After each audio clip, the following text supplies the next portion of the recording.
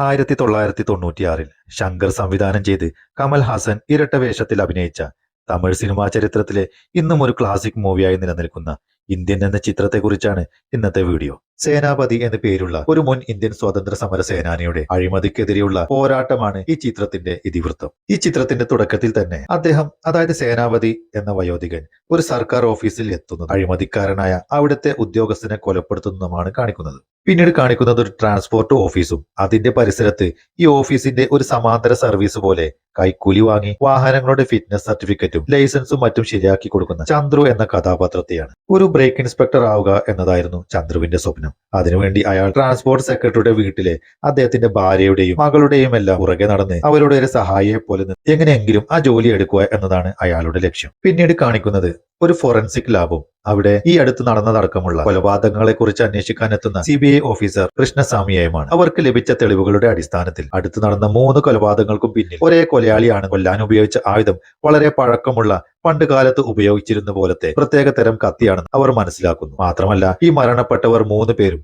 സർക്കാർ ഉദ്യോഗസ്ഥരാണെന്നതൊഴിച്ചാൽ മറ്റു സാമ്യതകളോ ഇവർക്ക് പ്രത്യേകിച്ച് ശത്രുക്കളോ ഉണ്ടായിരുന്നില്ല. അടുത്ത സീനിൽ ഒരു വിദ്യാർത്ഥി സമരത്തിന് നേരെ പോലീസ് വെടിവെക്കുന്നതും അതിനിടയിൽ വെടിയേൽക്കുന്ന ഒരു ചെരുപ്പ് കുത്തിയെയും അയാളുടെ അടുത്ത് ശരിയാക്കാൻ കൊടുത്ത സേനാപതിയുടെ കേടുവന്ന ബെൽറ്റുമാണ് കാണിക്കുന്നത്. പിന്നീട് ഒരു മൃഗസ്നേഹിയായ ഐശ്വര്യ എന്ന പെൺകുട്ടി തന്റെ വളർത്തു നായയുമായി റോഡ് ക്രോസ് ചെയ്യുന്നതും പെട്ടെന്ന് അതിലൂടെ അതിവേഗത്തിൽ കടന്നു വരുന്ന ഒരു വാഹനം അവരുടെ നായയെ ഇടിച്ചു തെറിപ്പിച്ച് നിർത്താതെ പോകുന്നതുമാണ്. ദേഷ്യം വന്ന അവൾ അത് ആരുടെ വണ്ടിയാണെന്ന് കണ്ടുപിടിക്കാൻ വേണ്ടി നേരെ ചന്ദ്രുവിന്റെ ഓഫീസിലേക്ക് ചെല്ലുന്നു. അങ്ങനെ ഐശ്വര്യ കാണിച്ചു കൊടുക്കുന്ന രജിസ്ട്രേഷൻ നമ്പർ കാണുമ്പോൾ ചന്ദ്രുവിനെ അത് സപ്നയുടെ വണ്ടിയാണെന്ന് മനസ്സിലാവുകയും ആകെ ധർമ്മസങ്കടത്തിലാവുകയും ചെയ്യുന്നു. അതിനിടയിൽ സേനാപതി തന്റെ ബെൽറ്റ് ശരിയാക്കാൻ കൊടുത്ത ചെരുപ്പ് കുത്തിയെ അന്വേഷിച്ച് അവിടെ എത്തുന്നു. അപ്പോഴാണ് അദ്ദേഹം അവിടെ നടന്ന വെടിവെപ്പിനിടയിൽ അയാൾ മരണപ്പെട്ട വിവരം അറിയുന്നത്. എന്നാൽ അദ്ദേഹത്തിന് തന്റെ ബെൽറ്റ് എങ്ങനെയെങ്കിലും കണ്ടുപിടിച്ചേ മതിയാവും, അത് പോലീസിന് ലഭിച്ചാൽ അപകടമാണ്. അപ്പോഴാണ് അദ്ദേഹം ഈ മരണപ്പെട്ട ചെരുപ്പ് കുത്തിയുടെ ഭാര്യ അവരുടെ ഭർത്താവിന്റെ പേരിലുള്ള നഷ്ടപരിഹാര തുകയ്ക്ക് വേണ്ടി നിരന്തരം സർക്കാർ ഓഫീസിൽ കയറി ഇറങ്ങുന്ന കാര്യം അറിയുന്നത്. അവരെ കാണാൻ ചെല്ലുമ്പോൾ അദ്ദേഹം കാണുന്നത് 10,000 രൂപ നഷ്ടപരിഹാര തുക കൈപ്പറ്റാൻ ആ പാവത്തിന്റെ കയ്യിൽ നിന്നും ഒരുപാട് തവണ അവിടുത്തെ ഉദ്യോഗസ്ഥർ കൈക്കൂലി മേടിച്ചതും പിന്നെയും കൈക്കൂലി ചോദിച്ചതിൽ മനം നൊന്ത് അവിടെ നിന്ന് നിലവിളിക്കുന്ന ആ സ്ത്രീ ഒടുവിൽ ബോധം കെട്ട് വീഴുന്നതുമാണ്. ഇതിനിടയിൽ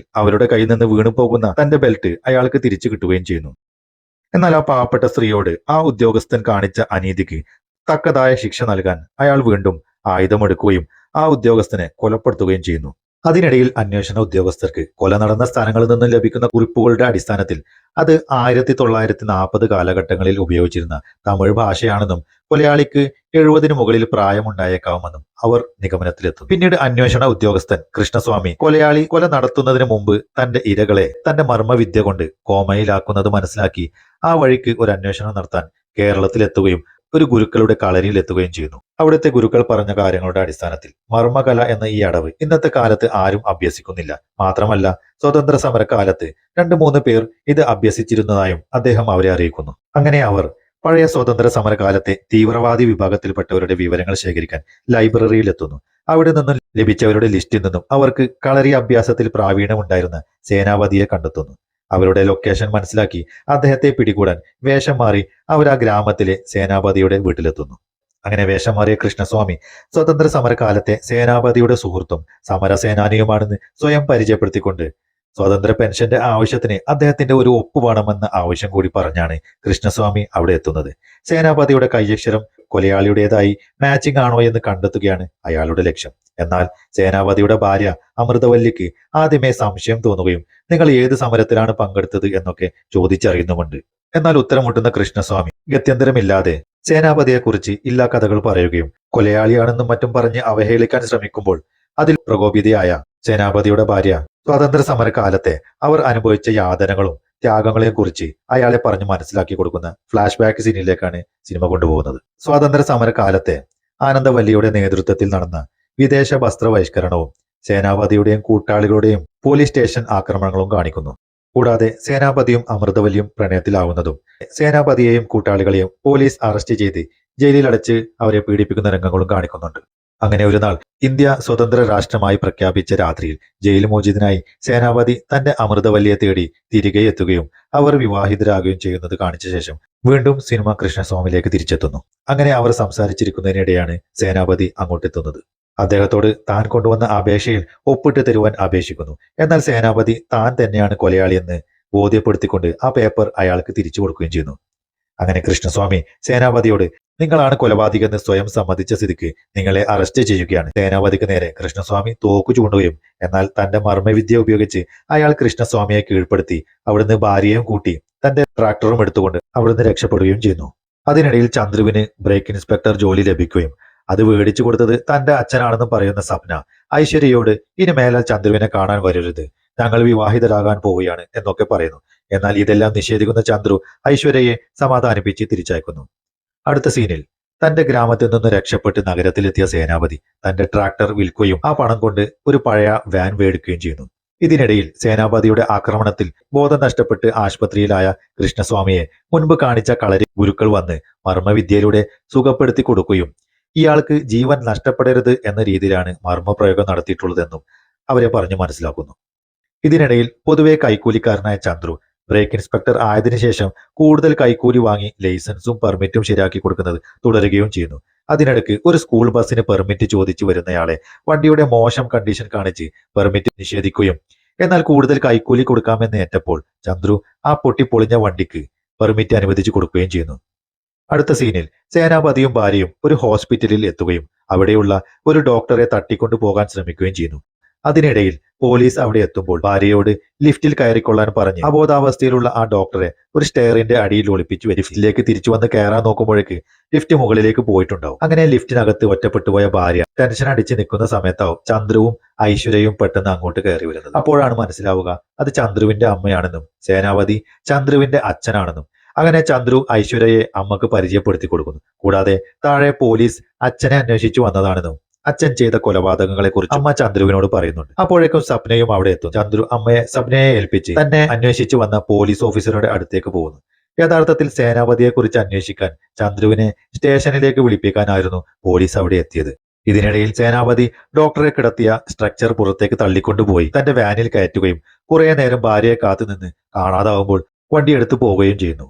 അങ്ങനെ സേനാപതി ഡോക്ടറെയും കൊണ്ട് എത്തുന്നത് ഒരു ന്യൂസ് ചാനലിന്റെ സ്റ്റുഡിയോയിലേക്കാണ്. അവിടെ അയാളെ ഒരു കസേരയിൽ ബന്ധനസ്ഥനാക്കിയ ശേഷം ക്യാമറ ഓൺ ചെയ്ത് വെച്ച് അയാളെ വിചാരണ ചെയ്ത് കൊലപ്പെടുത്തുന്നത് ലൈവായിട്ട് ടെലികാസ്റ്റ് ചെയ്യാൻ തുടങ്ങുന്നു. തന്റെ പേര് ഇന്ത്യൻ എന്നാണെന്നും അഴിമതിക്കാരനായ ഈ ഡോക്ടർ തന്റെ കുടുംബത്തോട് ചെയ്തതടക്കമുള്ള അനീതികൾക്ക് ഇയാളെ വധശിക്ഷയ്ക്ക് വിധേയമാക്കുകയാണെന്നും പറയുന്നു. അപ്പോൾ ആ ഡോക്ടർ താൻ എന്ത് കുറ്റം ചെയ്തിട്ടാണ് തന്നെ ശിക്ഷിക്കുന്നതെന്ന് ചോദിക്കുമ്പോൾ സേനാപതി അയാൾ വർഷങ്ങൾക്ക് മുമ്പ് തന്റെ മകളോടും കുടുംബത്തോടും ചെയ്ത കാര്യങ്ങൾ അയാളെ ഓർമ്മിപ്പിക്കുന്നു. സേനാപതിയും ഭാര്യ ആനന്ദവല്ലിയും മക്കളായ ചന്ദ്രുവും മകൾ കസ്തൂരിയും അടങ്ങുന്ന സന്തുഷ്ടകരമായ അവരുടെ കുടുംബത്തെ കാണിക്കുന്നു. അതിനിടയിൽ ചന്ദ്രു അവന്റെ ജോലിക്കാര്യം ശരിയാവാൻ വേണ്ടി കൈക്കൂലി കൊടുക്കാൻ അച്ഛൻ സേനാപതിയോട് 20,000 രൂപ ചോദിക്കുന്നു. എന്നാൽ നേർവഴിയിലൂടെ കിട്ടുന്ന ജോലി മാത്രം ചെയ്താൽ മതി, ഇല്ലെങ്കിൽ കൃഷിക്കാരെ നോക്കി ഇവിടെ തന്നെ നിന്നോളാൻ ചന്ദ്രുവിനോട് പറയുന്നു. എന്നാൽ ഇന്നത്തെ കാലത്ത് കൈക്കൂലി കൊടുത്താലേ ഇങ്ങനെയുള്ള ജോലികളൊക്കെ പെട്ടെന്ന് ശരിയാവൂ എന്ന് പറഞ്ഞ് ദേഷ്യത്തോടു കൂടി ചന്ദ്രു ആ വീട് വിട്ടിറങ്ങുന്നു. അങ്ങനെ കുറച്ച് ദിവസങ്ങൾക്ക് ശേഷം കസ്തൂരി അടുക്കളയിൽ പാകം ചെയ്യാൻ വേണ്ടി ഗ്യാസ് സ്റ്റവ് ഓണാക്കുകയും അതിനിടെ ചന്ദ്രുവിന്റെ എഴുത്ത് വന്നിട്ടുണ്ടെന്ന് അമ്മ വിളിച്ചു പറയുന്നത് കേട്ട് അത് ഓഫ് ചെയ്യാതെ അടുക്കളയിൽ നിന്നും പുറത്തേക്ക് പോകുന്നു. ചന്ദ്രുവിന് മദ്രാസിൽ ഒരു ജോലി ശരിയായിട്ടുണ്ടെന്ന് അമ്മയോടും കസ്തൂരിയോടും ചന്ദ്രുവിന്റെ അടുത്തേക്ക് ചെല്ലാനും കത്തിൽ എഴുതിയത് സേനാപതി അവരെ വായിച്ചു കളിപ്പിക്കും. ശേഷം മകളോട് നീ പോകുന്നോ എന്ന് ചോദിക്കുമ്പോൾ അവൾ പറയും അച്ഛനെ വിട്ട് ഞാൻ എങ്ങോട്ടും പോകില്ല എന്ന്. ഇതും പറഞ്ഞ് അടുക്കളയിലേക്ക് തിരിച്ചുപോയ അവൾ ഗ്യാസ് ഓൺ ചെയ്തു വെച്ചത് ഓർക്കാതെ ലൈറ്റ് ഓണാക്കുകയും ഗ്യാസ് പൊട്ടിത്തെറിച്ച് വീട് കത്തി നശിക്കുകയും ചെയ്യുന്നു.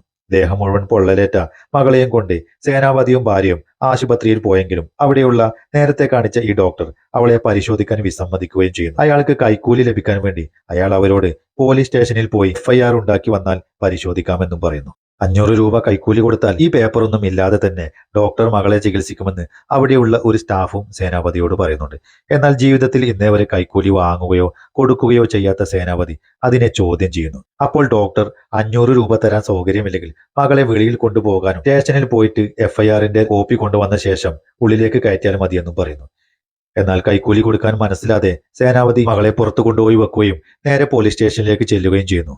എന്നാൽ അവിടെയും സ്ഥിതി മറിച്ചായിരുന്നില്ല. കൈക്കൂലി കൊടുക്കുകയാണെങ്കിൽ പെട്ടെന്ന് കാര്യങ്ങൾ നടത്തിത്തരാം, അല്ലെങ്കിൽ വില്ലേജ് ഓഫീസറോട് എഴുത്തു വാങ്ങി വന്നാലേ ചെയ്തു തരാൻ പറ്റൂ എന്ന് പറയും. അങ്ങനെ അവിടെ നിന്ന് വില്ലേജ് ഓഫീസറുടെ അടുത്ത് ചെല്ലും. അവിടെയും കൈക്കൂലി ചോദിച്ച് മടക്കി അയക്കുന്നു. എവിടെയും രക്ഷയില്ലാതെ ഹോസ്പിറ്റലിലേക്ക് മടങ്ങിയെത്തുമ്പോഴേക്കും ചികിത്സ ലഭിക്കാതെ മകൾ മരണപ്പെട്ടിട്ടുണ്ടാവും. അങ്ങനെ മകളുടെ അന്ത്യകർമ്മങ്ങൾ ചെയ്യാൻ നേരത്ത് ചന്ദ്രു അവിടെ എത്തുകയും ചിതക്ക് തീ കൊടുക്കുന്നതിൽ നിന്ന് അച്ഛനെ വിലക്കുകയും ഒരു 500 രൂപ കൈക്കൂലി കൊടുക്കാൻ മടിച്ചത് കൊണ്ടല്ലേ മകൾ മരിച്ചതെന്ന് പറഞ്ഞ് അച്ഛനെ കുറ്റപ്പെടുത്തുകയും ചെയ്യുന്നു. മകളുടെ വേർപാടിലും മകന്റെ കുറ്റപ്പെടുത്തലിലും തകർന്നുപോയ അദ്ദേഹം തന്റെ സ്വതന്ത്ര സമരകാലത്തെ ബ്രിട്ടീഷുകാർക്കെതിരെ പോരാടിയ കാര്യങ്ങളെല്ലാം ഓർത്തെടുക്കും. അന്ന് നാടിനെ കൊള്ളയടിച്ചത് ബ്രിട്ടീഷുകാരായിരുന്നെങ്കിൽ സ്വാതന്ത്ര്യം കിട്ടിയ ശേഷം ഇവിടുത്തെ ഉദ്യോഗസ്ഥർ അതേ കൊള്ളയും അനീതിയും തന്നെയാണ് ഇവിടുത്തെ സാധാരണക്കാരോട് ചെയ്യുന്നതെന്ന് അദ്ദേഹം മനസ്സിലാക്കുന്നു. അതിനെതിരെ പോരാടാൻ അദ്ദേഹം വീണ്ടും തന്റെ പഴയ ആയുധമെടുത്തിറങ്ങുന്നു. തന്നോട് അക്രമം കാണിച്ച ഓരോ ഉദ്യോഗസ്ഥരെയും നിഷ്കരുണം വധിക്കുന്നു. പക്ഷേ മിലിറ്ററിയിൽ ജോയിൻ ചെയ്തത് കാരണം ഈ ഡോക്ടർ അന്ന് മിസ്സാവുകയായിരുന്നു. ഇന്ന് അയാളെയും തന്റെ ശിക്ഷ നടപ്പാക്കാൻ വേണ്ടി ഒരു സ്റ്റുഡിയോയിൽ എത്തിച്ചിരിക്കുകയാണ് അദ്ദേഹം. അങ്ങനെ അയാൾ കൈക്കൂലി വാങ്ങുന്നത് നിർത്താനും അനുസരിക്കാത്തവർക്കെല്ലാം ഇതൊരു പാഠമാവട്ടെ എന്നും ഓർമ്മിപ്പിച്ചുകൊണ്ട് ലോകം മുഴുവൻ തത്സമയം കാണുകയും ആ ഡോക്ടറുടെ ശിക്ഷ നടപ്പാക്കുന്നു. പിറ്റേ ദിവസം സ്റ്റുഡിയോയുടെ പുറകുവശത്ത് നിന്നും അന്വേഷണ ഉദ്യോഗസ്ഥർക്ക് ഒരു ടയർ മാർക്സ് ലഭിക്കുന്നു.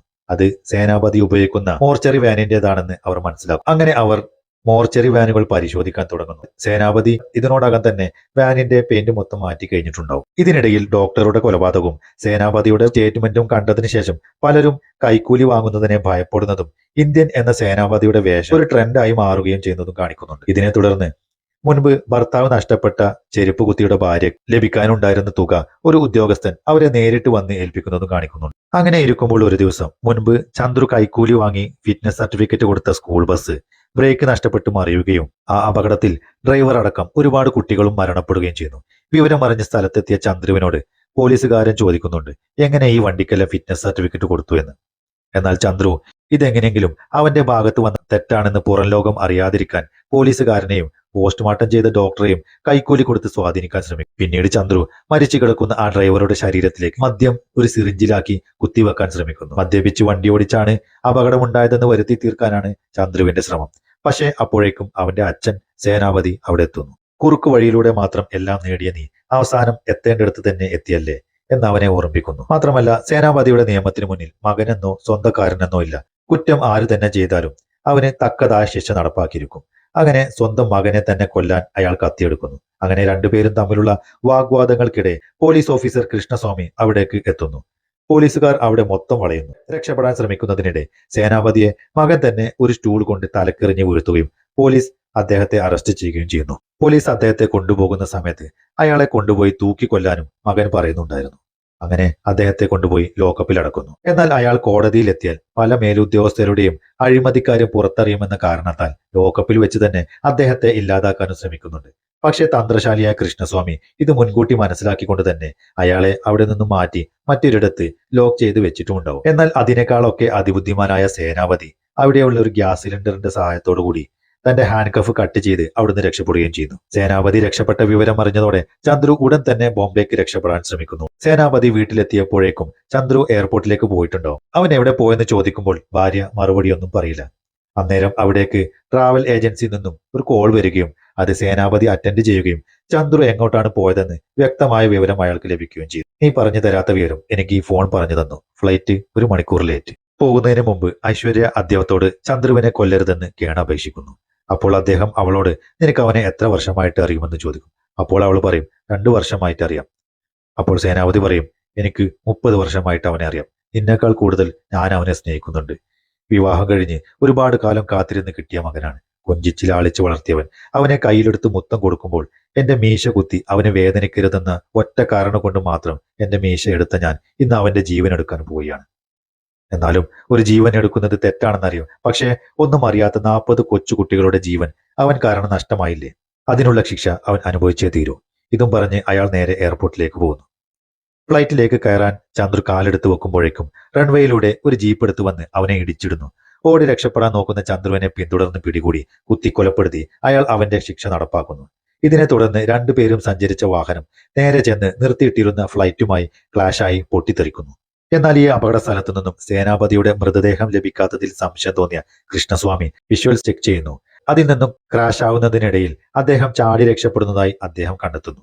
ഇതിനിടയിൽ അദ്ദേഹത്തിന് ഒരു ഇന്റർനാഷണൽ കോൾ വരുന്നു. മറുതലക്കൽ ഇന്ത്യൻ, അതായത് സേനാപതി. നിങ്ങൾ ഇപ്പോൾ റെക്കോർഡ് ചെയ്യുന്നതും ഞാൻ രക്ഷപ്പെടുന്ന വിഷ്വൽസുമെല്ലാം ടിവിയിൽ സംപ്രേഷണം ചെയ്യുക. അതുവഴി ഞാൻ ജീവിച്ചിരിപ്പുണ്ടെന്ന് ജനങ്ങൾ മനസ്സിലാക്കുകയും ഇനി അങ്ങോട്ട് ആരെങ്കിലും എന്തെങ്കിലും അനീതി പ്രവർത്തിക്കാൻ നേരത്ത് എന്നെ ഓർമ്മ വരട്ടെ എന്നും പറഞ്ഞ് ഒരു ജയ്ഹിന്ദും പറഞ്ഞുകൊണ്ട് ഫോൺ കട്ട് ചെയ്ത് അദ്ദേഹം ആ നഗരമധ്യത്തിലേക്ക് മാഞ്ഞു പോകുന്നതും കാണിച്ചുകൊണ്ട് സിനിമ അവിടെ അവസാനിപ്പിക്കുന്നു. ഈ ചിത്രത്തിൽ മികച്ച പെർഫോമൻസ് കാഴ്ചവെച്ച കമൽഹാസന് ബെസ്റ്റ് ആക്ടർക്കുള്ള നാഷണൽ അവാർഡും സ്റ്റേറ്റ് അവാർഡും ഫിലിം ഫെയർ അവാർഡും ലഭിച്ചിരുന്നു. കൂടാതെ ഭാഷ എന്ന രജനികാന്ത് ചിത്രത്തിന്റെ അടക്കമുള്ള കളക്ഷൻ റെക്കോർഡുകൾ തകർത്ത ഈ ചിത്രം ഇന്നും ഒരു ക്ലാസിക് മൂവിയായി നിലനിൽക്കുന്നു. ഈ വീഡിയോയെക്കുറിച്ചുള്ള നിങ്ങളുടെ വിലയേറിയ അഭിപ്രായങ്ങളും നിർദ്ദേശങ്ങളും താഴെ കാണുന്ന കമന്റ് ബോക്സിൽ രേഖപ്പെടുത്തുമല്ലോ. മറ്റൊരു ക്ലാസിക് മൂവിയുടെ വിശേഷങ്ങളുമായി വീണ്ടും കാണാം. നന്ദി, നമസ്കാരം.